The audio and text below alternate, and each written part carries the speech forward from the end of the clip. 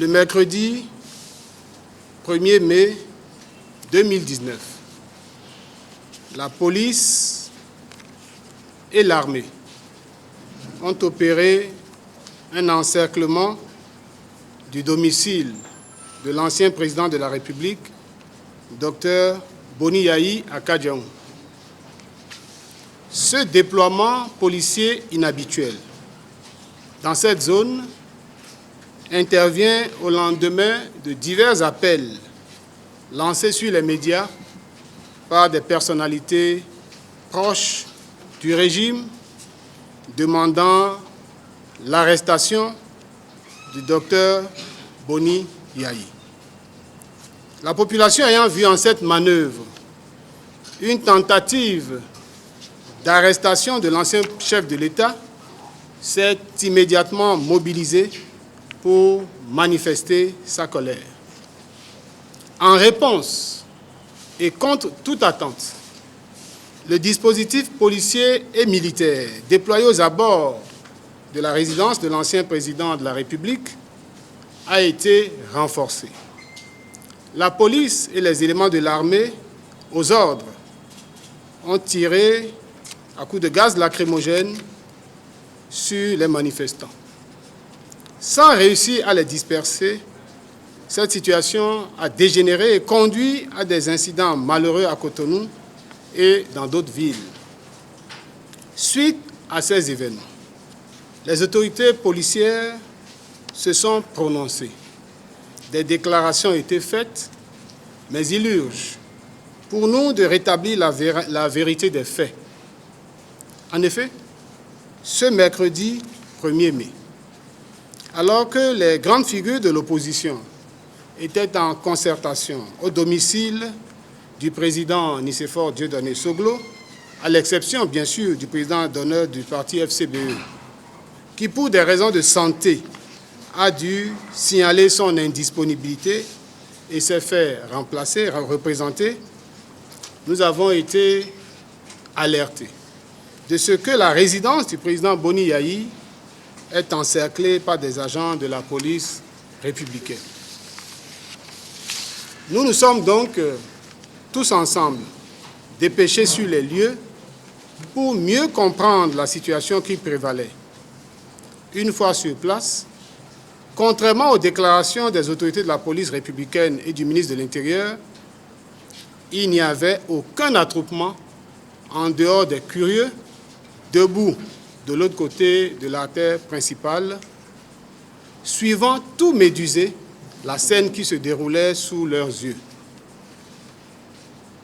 Aucune manifestation de l'opposition n'était prévue à cette date. Une fois encore, comme par le passé, ces allégations des autorités policières se révèlent mensongères. Par ailleurs, aux environs de 22 heures, le même jour, plusieurs détachements de l'armée ont été déployés en renfort. Profitant d'une coupure fantaisiste, certainement provoquée d'électricité dans les environs, les militaires ont tiré à balles réelles sur la foule amassée devant le portail de la résidence de l'ancien président de la République, causant ainsi de malheureuses victimes. Une femme enceinte a été mortellement atteinte et un jeune homme grièvement blessé. Aujourd'hui, il est entre la vie et la mort. À Kandi, on dénombre 2 compatriotes tués par balle dans les rangs des populations. Dans son élan despotique, le pouvoir a envoyé les militaires à la charge le jeudi 2 mai 2019. Ils ont encore ouvert le feu sur des populations civiles non armées. Bilan, des blessés graves et 4 décès dans les rangs des populations, aux alentours du domicile de l'ancien chef d'État. Et dans d'autres localités, on a pu observer aussi des décès. Des arrestations à l'appel. Même les personnes parties pour rendre visite à des malades ont été arrêtées. De mercredi à jeudi, la répression des manifestants à main nue a occasionné 7 morts dans les rangs des populations. Les forces de l'opposition condamnent avec fermeté ces actes de barbarie et dénoncent l'usage d'armes à feu sur des populations civiles non armées.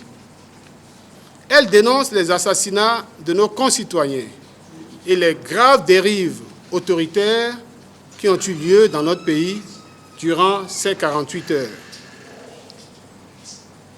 Elles attirent l'attention de l'opinion internationale sur la nature du pouvoir qui est en place dans notre pays.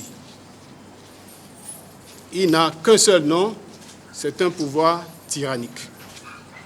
Elles réclament une enquête sous la supervision des organismes internationaux sur la mort des compatriotes tombés sous les balles du pouvoir de M. Patrice Talon,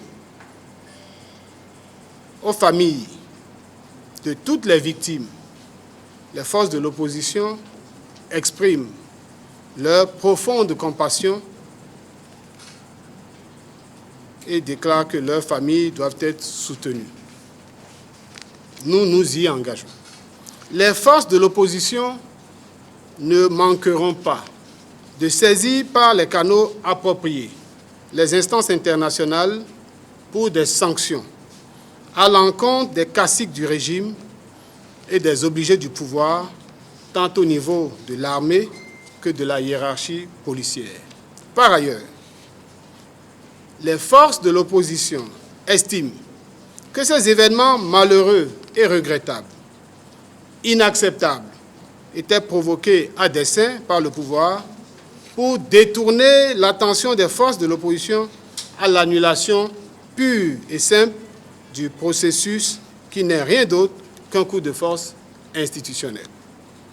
Par un cinglant désaveu, en effet, les Béninois, à travers un taux d'abstention historique et record de plus de 90% à la parodie électorale du 28 avril 2019, les Béninois, disais-je, ont dit non au régime de terreur de M. Patrice Athanase Guillaume Talon.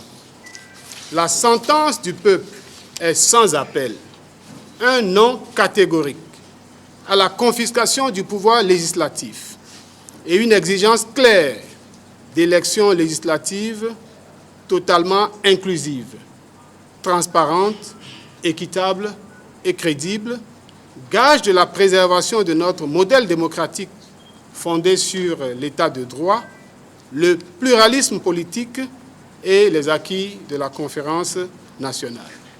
Par conséquent, les forces de l'opposition considèrent nul et de nul effet la nomination des députés par M. Patrice Talon, confirmée par la Sénat et la Cour constitutionnelle, pour lesquels le taux de participation, comme dirait l'autre, est comme du gari auquel on ajoute de l'eau. Il gonfle à la quantité d'eau qui est ajoutée.